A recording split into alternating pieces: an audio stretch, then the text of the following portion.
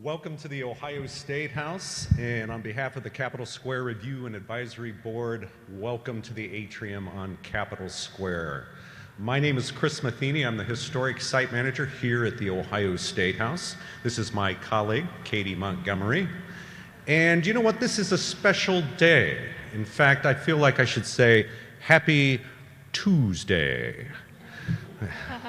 This is February 22nd, 2022.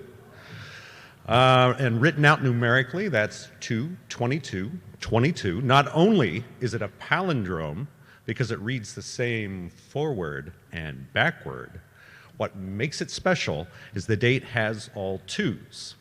The ultimate palindrome will be or occur at 2:22 p.m. today, or 22:22 military time, right? But what happened at 2:22 a.m.?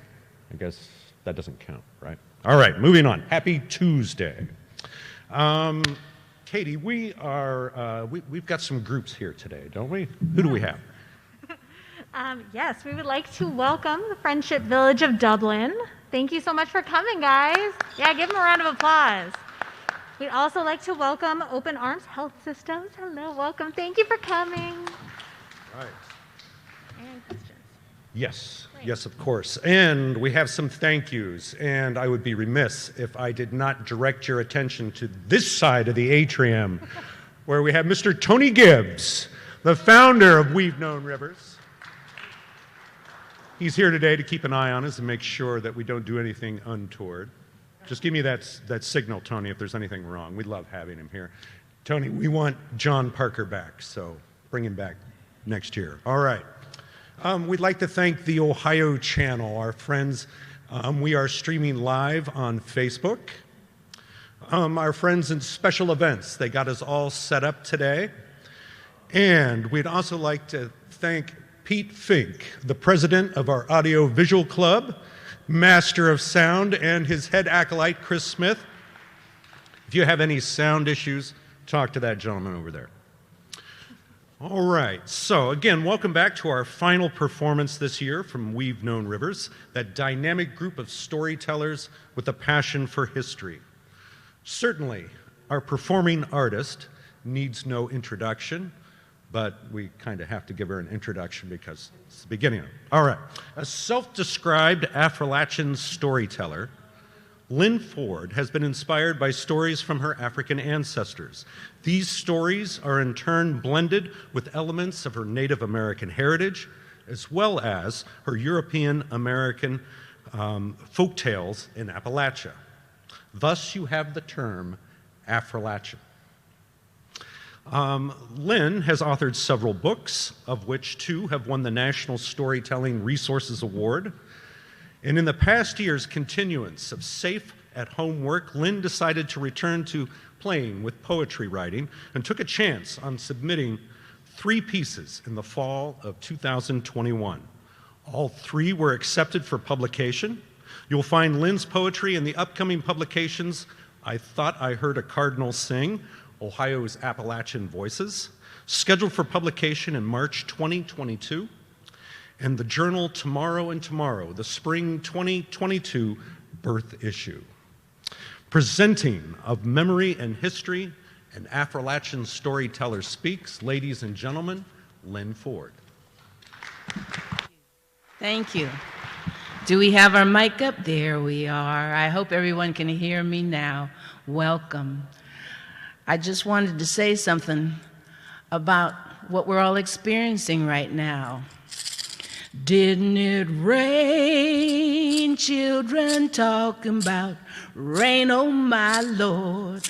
Didn't it, didn't it, didn't it, ho, ho my Lord, didn't it rain?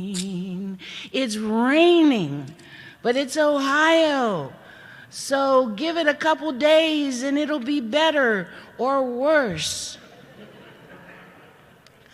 And these are the worry months. I was telling Chris about that. In my family, January and February are the worry months. It's right there in the names of the months. January, February, It's important to gather those ideas from your family. It's important to remember them and pass them on to the younger ones, because we share a history that they will not have unless we share our stories. And the stories that we share are a foundation for them, giving them roots to the history of this country. Not all good, but not all bad. It's up to you how you share those stories. Well, I was the child that always listened to stories. I was born a sickly baby. I wasn't expected to live. My mother had had 2 miscarriages, and then there I was. But I wasn't real healthy, and my grandma Cooper kept telling people, oh, she's so sweet. Look at her, she's so cute. But don't love her too much, because she's gonna die. 3 months later, oh yes, she's such a dear baby, but don't love on her too much, she's gonna die. My grandmother talked like that until I was old enough to understand what she was saying. She gonna die, she gonna die, she gonna die. I didn't die, okay? But I wasn't too keen on my grandma Cooper either. And then when I was a teenager, she finally explained to me why she had had that attitude when I was little.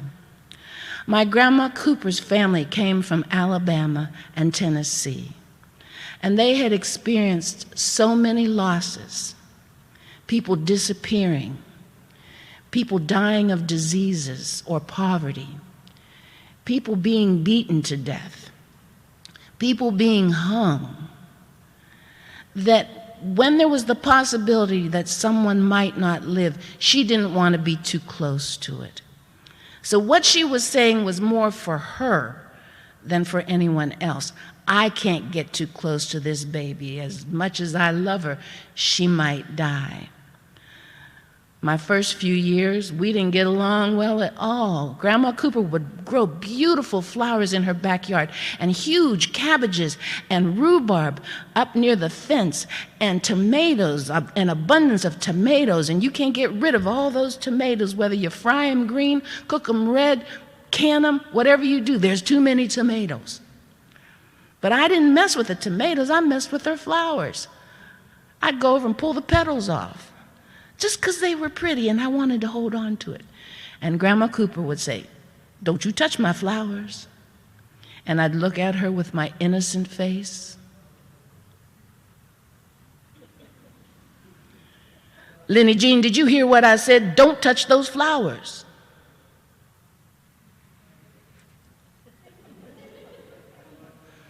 Girl, I'm gonna whoop you. Now this is, people nowadays talk about abuses. This was the 1950s, okay? You could get a whooping, you could get a spanking, you could get a beating, you could scream like you were dying. And it really didn't hurt. And my grandma Cooper was about 4'11", and she couldn't run. So she'd say she was going to give me a whooping, and I would say, with all the knowledge and wisdom and ego of a 3.5-year-old, you can't catch me. She'd sputter, go over there and get me a switch. And don't you bring me a twig or a stick either. Now, what idiot is going to go over to a tree and pull off a branch big enough for a whooping? I was known for pulling off twigs and sticks and bringing them back to her. And I'd say, I'm not doing that. Did you hear what I said? Yes, ma'am. I'm not doing that. Girl, you are evil. Yes, ma'am. Just like you.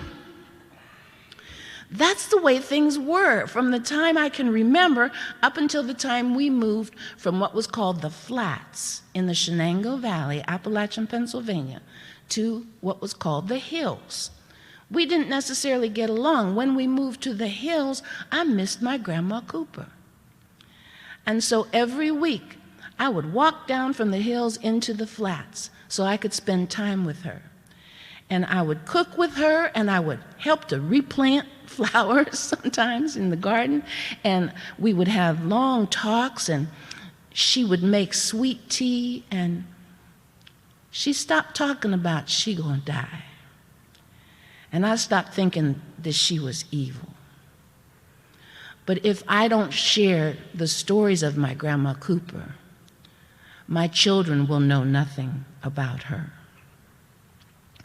Our neighborhood was sometimes considered a briar patch, and that's not a bad thing. In the stories that people might know of Joel Chandler Harris's collections, which came from people whose stories were rooted in primarily West African folktale, there is the briar patch. Now, a briar patch is a place of thorns, but it's also a place of sweetness. The blackberries grow there. There was a neighborhood here, Poindexter Village and Mount Vernon Avenue, that was known as the Blackberry Patch. If you are born and live in that briar patch or blackberry patch, there may be thorns, there may be harsh times, there may be rough moments, but there's also sweetness that can nurture you, and the thorns can protect you from others. So going away from the briar patch or blackberry patch to explore the world doesn't necessarily mean you leave it, because you can always go back to it, long as folks don't tear it down and build up something else. And even if that happens, you carry it in your heart. The briar patch was my home. Those thorns that could be painful in the lives and situations of people in the family, but the sweetness of those people and what they nurtured in me. One story that came to me from my childhood was told by my daddy in one way. His name was Edward Macklin Cooper, last graduating classes of the 477th Bombardier Squadron of the Tuskegee Airmen. His battles were not overseas. These were the men who integrated the troops in the United States. And believe me, it was a battle. But he told me this story one way, and my pop-pops, Bayard Wilmer Arkward, my mother's father, told it in another way. And my Uncle Irvin Pullum told it in another way. And if I was listening to one of them, but the other two were around, they'd start arguing about the story. That's not the way it goes. Let me finish the story. You don't know what you're talking about. I'm telling this story. You go on. No, I'm not going on. You're going to tell that baby the story the wrong way. Let me finish the story. And I couldn't get to the end of the story. And finally I would yell, somebody tell me the rest of the story. And eventually we'd get to the end. But with all of that, it's talking about a happy place and a rabbit. Now, some folks call him Brer Rabbit. We never called him Brer Rabbit. Brer means brother. Some folks call him Bro Rabbit, Bruh Rabbit, Burr Robbie. There's also She Rabbit, Ms. Rabbit, Ms. Molly, Wakaima the hare, Zomo the rabbit. There's a history of these tales that can be traced back to Africa. But I got the story from Ken. There was a rabbit hopping along. On his way home, he'd had some rough times because he tried to get into somebody's garden, and that somebody had a big dog, so he hadn't gotten the meal that he wanted. But he was on his way home, and that made him feel good. And he was singing about the place where his good wife and their children, the little Rabs, live. Rabbit sang, gonna find my happy place, going back to my happy place. Like fish in the river, like birds in the air, I'm happy in my happy place. And he felt so good singing that song, thinking about his family, not thinking about his empty belly, thinking about his good wife and all his children, all his children, all his children. Rabbits know how to multiply, you understand? And as he was hopping along, felt like the sun was shining just for him. Felt like the earth was making him smile. His heart was happy. And he closed his eyes and got ready to sing again when, boom, he bumped into something. It was Bear's belly button. And he looked up at that bear and he said, "Afternoon, Brother Bear." And the bear looked down at him and said, "Afternoon, lunch." My name's not Lunch.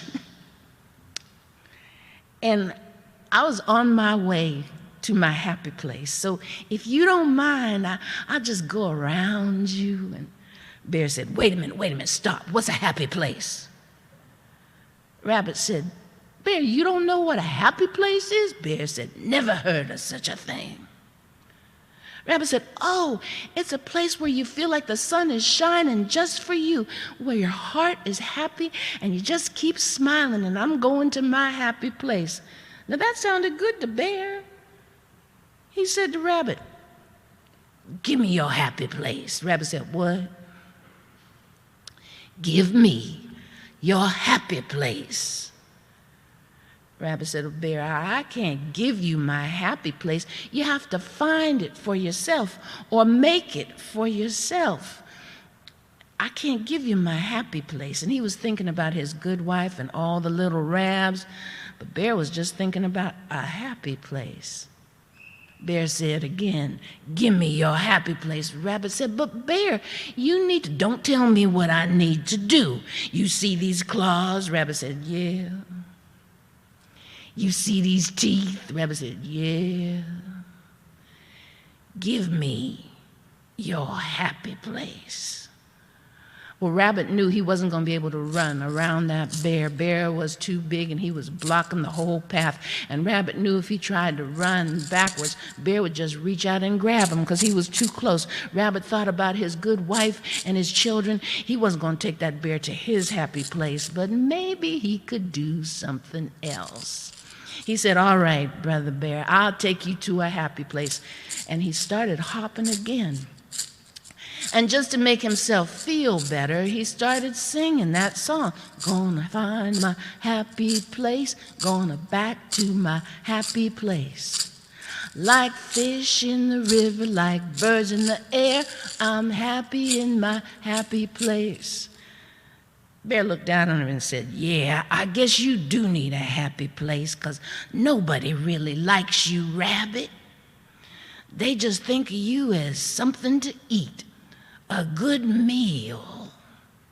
Now, Rabbit could have gotten upset, because that's bullying, but he just kept on singing his song.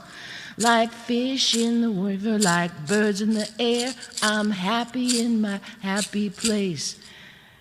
Bear kept on teasing, "Yeah, you need a happy place, because, see, not only does nobody like you, nobody can stand the way you look. Look at them big ears coming off the top of your little head. That little bitty nose and those beady eyes, those big feet and that tail. Don't nobody like you, Rabbit." Rabbit just kept on singing, kept on hopping. "I'm happy in my happy place." Bear kept on teasing. "Yeah, you keep on singing about that, but something was wrong. Ow. Don't nobody like you. Ooh. Them big feet. Ow. The way you look. Ooch." And Bear looked to see where he'd been walked. Rabbit had walked him right into a briar patch. But being Rabbit, Rabbit knew how to get in that patch, get through that patch, and come out on the other side. And that's where Rabbit was, looking at Bear in the briar patch. Rabbit said, "Brother Bear, how you feeling?" Bear said, "Stuck." Rabbit said, "Bear, can you get yourself out?" Bear said, "Not too well, not too quick." Rabbit said, then good. Might not be a happy place for you, but this is a happy place for me, and now I'm going to my happy place. And Rabbit kept on hopping home, thinking about his good wife and his many, many children, and singing his song. I'm going back to my happy place, going back to my happy place. Like fish in the river, like birds in the air, I'm happy in my happy place. And that's something to remember when you walk into trouble, when you bump into trouble, when you're in the worry months. Keep your mind and your heart on your happy place. And that's the end of Daddy and Pop-Pop's story. Thank you for listening to that. I have to say it that way because I think I combine their two versions. I don't know about Uncle Irwin's, but that was one of my favorite stories, and I didn't understand the significance of it. The Briar Patch was also a place in some spots on the Underground Railroad where people would hide. Not in the Briar Patch unless they could break through, but somewhere near it because folks didn't want to go into the Briar Patch. And while that person might be hiding, that person could also eat those blackberries in their season. So it served a purpose. The blackberry patch or briar patch isn't necessarily trouble. Depends on what you know about it and how you live there. When I was a little girl, I spent most of my summers in East Liverpool, Ohio. That's Appalachian, Ohio, very much. I spent my time with my great-grandmother, whom I called Great-Grandma Essie, and my great-grandfather, whom I called Great Pop. And Great Pop had done something wonderful for me. He had built what I called a stone pond.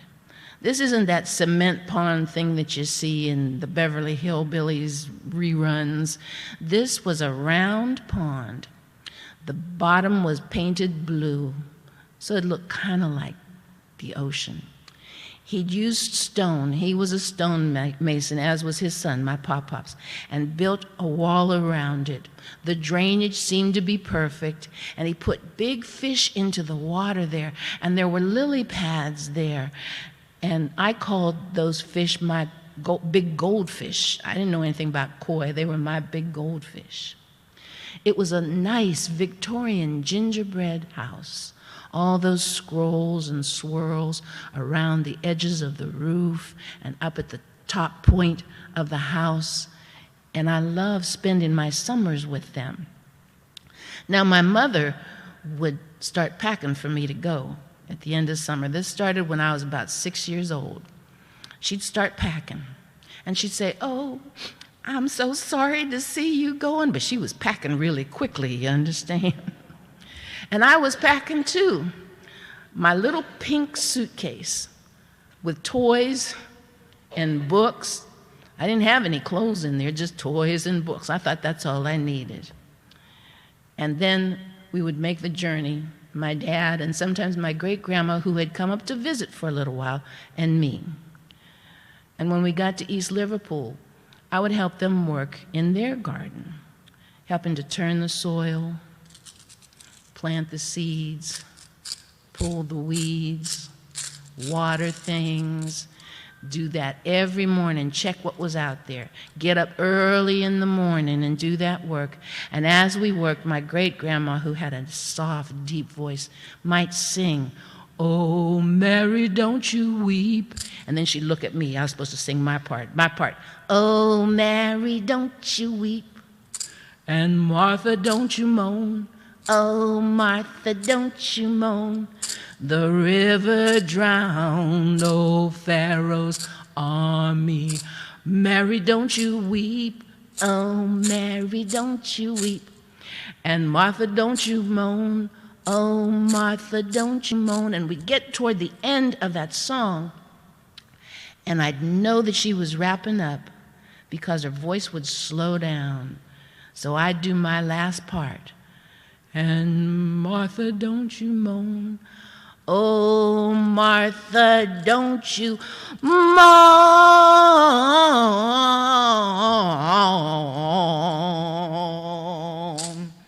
And my great-grandmother would say, that's good, baby, that's good. But you singing like a Baptist and we're Methodists. I didn't realize until I was older, because things were not in the history books and other people didn't necessarily talk about it. But she gave me songs that were songs with messages. Sometimes she would sing about Mary and Martha, two women of the Bible. And that was kind of the chorus. When you got to the verses, it said, well, early in the morning, before the sun is shining. Mary, don't you weep, and Martha, don't you moan. Early in the morning, before the sun is shining, that was a clue to when to leave, to escape for those who were enslaved. Another verse, early in the morning, old Pharaoh would be sleeping. Well, the plantation owner didn't have to get up early, did he? So it was safer for you to try to escape then.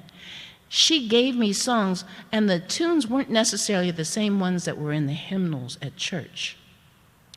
But had I known, I would have written more of that down, because I've lost some of the songs that she gave me. And I wish I could tell my children about them, but I can't find anyone who can tell me more about Great-Grandma Essie's songs. She also had a neighbor, Miss Mary. I like to visit Miss Mary. Miss Mary would have you stop right at the front door or at the back door. You couldn't come in. Had nothing to do with if your shoes were dusty. Usually I had bare feet. Had everything to do with something she wanted you to learn. You'd get to the door, hi, Miss Mary, stop. Say your verse. You didn't get in the house unless you said a Bible verse if you were a child. And she'd also say, and don't say Jesus wept, the shortest verse in the Bible. And if you couldn't remember a verse, she had a Bible sitting there on a pie crust table. That table that's round and has a kind of a ruffled edge like the crust of a pie. And she'd hand it to you, and you had to go through, find a verse, and read it to her. So she was encouraging reading and spoken word and knowing the Bible and being respectful of your elders. And when you'd done that, she'd say, all right, come on in. And we'd sit and have tea, and we'd talk, and she was a wonderful baker. On Sundays, Great-Grandma Essie would put a plate together for Miss Mary, and I would carefully carry it over to her. I'd carry it to the back door so we could put it on the kitchen table. That's the only time I didn't have to say a Bible verse, because she wanted that food in the house. But she was a sweet woman, a wonderful woman. And one day, she was getting ready for our tea. Mine was mostly milk. And she told me to reach up and get whatever mug or cup I wanted. And I reached up and dropped it. And it just shattered on the kitchen floor. And I was so upset. But Miss Mary said, oh, that's all right, baby. Break another one. And she reached up in the cupboard and she threw one on the floor and broke another one. I thought Miss Mary had lost her last marble. She said, oh, honey, we get them so cheap. They don't cost nothing. When I get upset with somebody, you know what I do? I come in here and I grab a cup and I just throw it down because I can get 2 of them for a penny. See, this was East Liverpool, Ohio, which at the time was still the pottery center of the United States. Some folks said the world. And crockery, stoneware was cheap.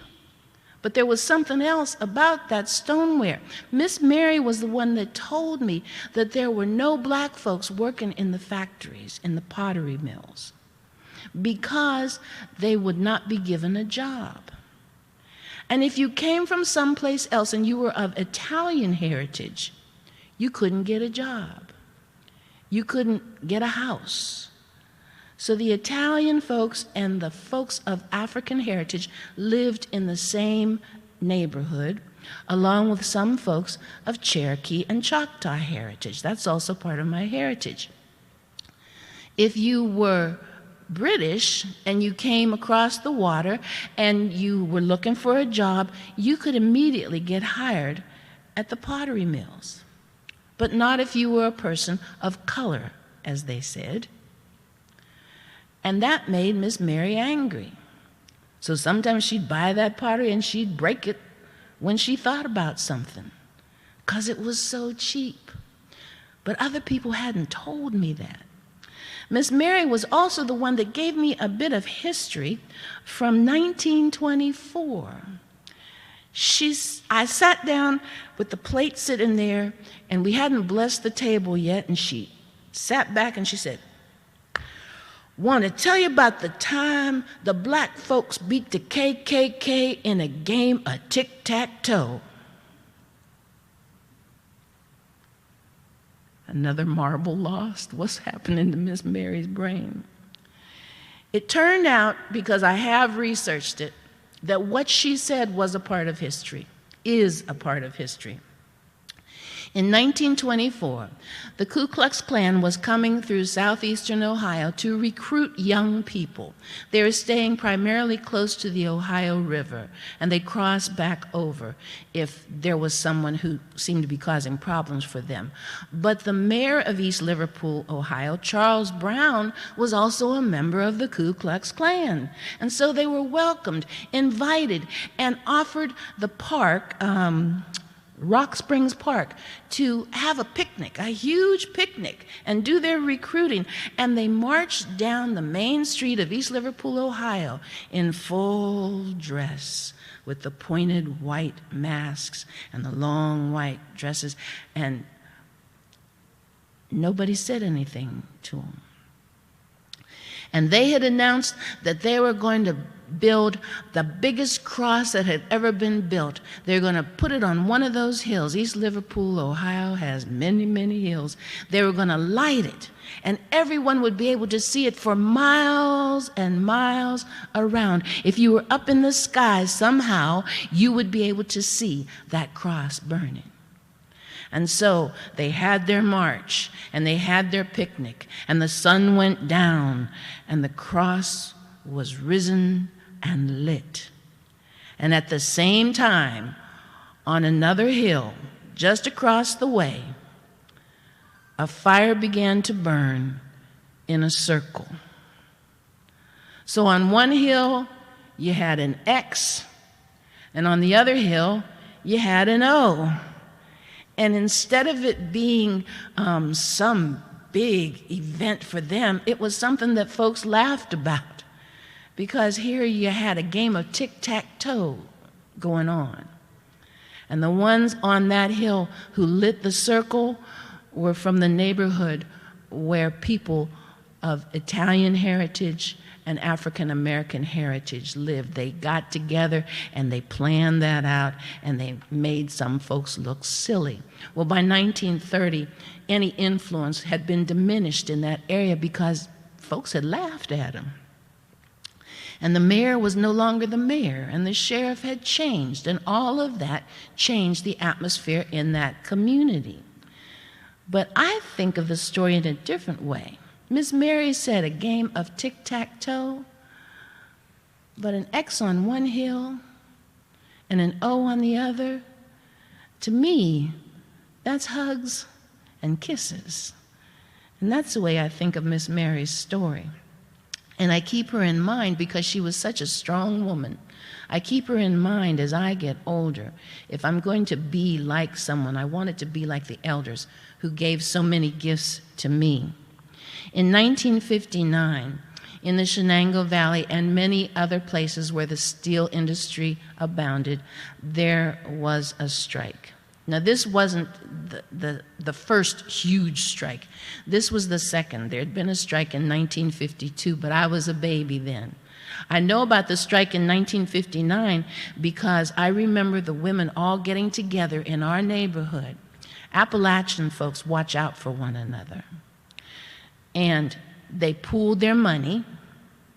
They talked about what they had in canning jars and preserves in their cellars. And they split up whatever they had so that no one would go hungry. They found a place where they could buy things in bulk. They'd put that money together. Boxes would arrive. Somebody would go and pick them up, and they'd open the boxes, and there were cans of peas, and I hated those canned peas. Ain't nothing worse than canned peas. You look at them, you know, they're swimming in some kind of gray-green water, and they're mushy and squishy, not like the ones you get fresh from the garden that pop in your mouth. And they divide up the canned peas, and I say, please, Mommy, don't take the peas. Don't take the peas. Please, Mommy, don't take the peas. Don't. She took the peas. There were cans of green beans. There were cans of corn, all divided among the families. And on Sundays, every Sunday, one house would be filled with cooks. Sometimes it was the basement of the church, the kitchen there. And plates would be sent out to anybody who had no family or who could not get to that place. People who were ill, people who could not walk.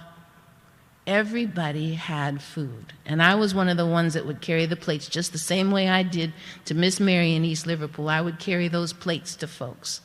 And sometimes they'd give me a penny or just a pat on the head and a thank you. But a penny went a long way in those days. We didn't understand that the strike was a difficult situation. Fathers and uncles and brothers and grandfathers with no work. But they started making the gardens bigger, and they worked on one another's homes, and they got through this strike. Problem was, in that time, that's when the steel industry and other industries realized that they could get cheap work across the water, that they could have the steel made more cheaply across the water. So when the strike was over, there was a gradual loss of the steel industry in the United States and a gradual loss of employment. And if that's all you had done, worked the steel mills or the rails that carried the steel and the coal, or the coal mines that gathered the fuel, you had a severe situation that passed into generations. And that area where I was born has not thrived, but it still has all those stories from which we might learn. And it still has some people who remember the relationships that people had, folks watching out for one another. Didn't matter who you were or where your people came from, folks watched out for one another. And folks might still do that. In the situations that we have now, I've noticed more people being more neighborly, even if they have to wear a mask. Now, in those neighborhoods, generally speaking, you might meet your future husband or wife. It had to be approved by the elders whether you could do any courting. If they didn't approve, you didn't court. And there weren't any elopements. I think because folks were so respectful of their elders' knowledge and common sense, or folks were scared of them. Because remember, these were the folks that could give whoopings and spankings. But there's a story that came from that. It has that rabbit in it. And Rabbit was hippity-hopping over to the home of Miss Molly Rabbit. Oh, he loved Miss Molly. She was just so cute. Her whiskers kind of curled just a little bit, and her ears were so fuzzy, and she had such a sweet smile and that little nose. And he got to the front gate of Miss Molly's mama's home. And he nodded to Miss Molly's mama. She was sitting on the front porch, rocking in her rocking chair, doing a little bit of stitching. And there was Miss Molly waiting for him, sitting in the porch swing. Well, Miss Molly's mama didn't tell him he couldn't open the gate, so he did. And he walked down the sidewalk and up those steps, and he said, "Good morning, Miss Molly's mama." And Miss Molly's mama didn't even look up. She just said, "Mm-hmm." And then he sat down by Miss Molly, and he smiled at her, and she smiled at him, and he tried to think of something to say to her, but his heart was going ka-thunk, ka-thunk, ka-thunk, and he couldn't think of anything to say. So he took a deep breath, trying to speak, and out came,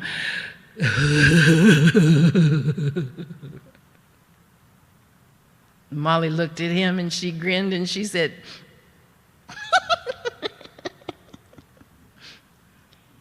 he looked at her and he said, She looked at him and she said,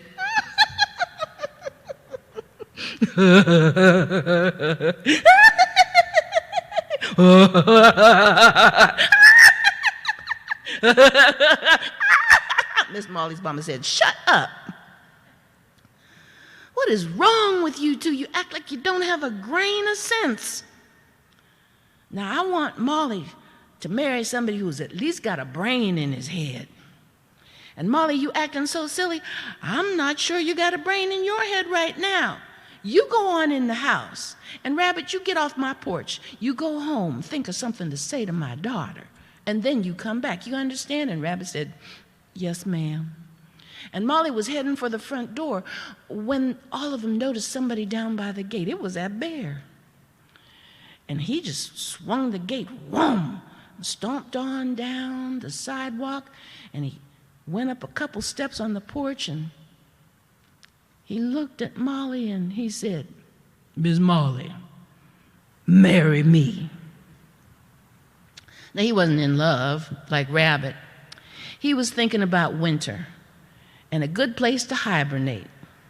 And Miss Molly's mama had a fine house, and she made beautiful warm quilts. She made the best pies in 3 counties. He could have some of those pies before he went to sleep for winter. All he was worried about was finding a place to spend for the winter, to have his hibernation. And Molly just looked at him, bear's claw out to her. And Miss Molly's mama just glared at him. And Rabbit said, "No. She can't marry you." Bear swung his arm around, knocked Rabbit to the ground. Looked like he was about to step on poor Rabbit when Miss Molly's mama said, "Stop, stop. There will be no violence here. Seems like you both want to ask for my daughter's hand in marriage." Bear said, "I ain't asking." She said, "Well, I ain't giving it to you. As I told this Rabbit, I want my daughter to marry somebody who has a brain in his head, someone with a little bit of common sense. At least there's a chance for the relationship. And you ain't acting like you got any more common sense than that Rabbit talking the way you're talking. So I'm going to take care of this. This very evening, we're going to have a sing. Y'all go away and think of a song. Come back. I'll have the whole neighborhood here. We'll have a nice little barbecue. A few leafy things for the vegetarians. You come up with a song, come back and sing. They'll decide who wins, and that one can court my daughter." Well, Rabbit started talking as he walked away. A song to sing. "I'm so worried. I love Miss Molly, but when I'm around her, my heart just beats ka-thunk, ka-thunk. My brain seems to stop working. I know what I'm going to do. I'm going to go to Miss Mockingbird, ask her if I can borrow one of her songs. She's got the best songs in all the land." Well, when Bear heard that, he shoved Rabbit out the way, made his way to Miss Mockingbird's tree. He shook that tree till Miss Mockingbird stuck her head out of her nest and said, "What are you doing? My babies are asleep." Bear said, "Miss Mockingbird, give me a song." Just like "Give Me Your Happy Place." Miss Mockingbird said, "Why?" "'Cause I need a song and you got the best songs." That's what Rabbit says. "Give me a song." Miss Mockingbird said, "No. Bear shook that tree again, and he said to Miss Mockingbird, I will tear down this tree. I will knock down your nest. I will eat your babies. Give me a song. Well, Miss Mockingbird didn't want anything to happen to her children any more than Rabbit had wanted anything to happen to his. So she fluttered down, and she got on Bear's shoulder, and she said, I'm going to give you a song, but you have to sing it exactly the way I gave it to you. And she whispered pss, pss, pss, pss, pss, in his ear. And then she flew back up to her nest. Well, Bear walked away, ready to practice that song. And along came Rabbit, and he knocked on the side of the tree. Miss Mockingbird, I need some help. She stuck her head out again. What do you want? I need a song. I want to win Miss Molly's hand, but I need a song to do it. Could you loan me one of yours? And Miss Mockingbird said, no, child. You've got a brain, and you know your family's stories. Go home and make up your own song. And Rabbit said, yes, ma'am, and away he went. That evening, as the sun was setting, Miss Molly's mama's yard was full of critters of every kind. And along came Bear, and along came Rabbit, and little Miss Molly stayed in the porch swing. Now, Miss Molly's mama was going to start the sing, but Bear stepped up and said, I'm going first, 'cause I know I got the best song. And he cleared his throat. And he sang the song just the way Miss Mockingbird had given it to him. I'm smart enough to sing this song, tweedly tweet, ooey you. Ain't smart enough to know I got it wrong, tweedly tweet, ooey you. I'm smart enough to sing these words, tweedly tweet, ooey you.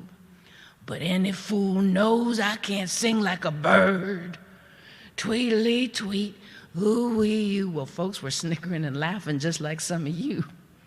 And Bear couldn't understand why. He'd sung just the way Miss Mockingbird had told him. Smart enough to sing this song. Ain't smart enough, got it wrong. Smart enough. Any fool know. Oh, Bear was so embarrassed. He walked away, went through that gate, and went on home. And now it was Rabbit's turn to sing. And he had made up a song, using his head and remembering the stories of his family. My father ate at the garden gate. My father ate at the garden gate. The rabbit skip, the rabbit hop, the rabbit eat up the turnip tops. Uh-huh. You can clap. Uh-huh. Uh-huh. Yes, they do. Well, my tail is short, but my ears are long. My tail is short, but my ears are long. Just like my ma, just like my pa, just like my dear future mother-in-law. Well, you know who won the sing. Rabbit got to court Miss Molly. And after a while, in the light of the full moon, Reverend Owl married them. And they had a big, big, big family, because rabbits still know how to multiply. And if they didn't live happily ever after, they lived as best they could, just the way we all should. And that's the end of my stories. Thank you so much for listening. Thank you.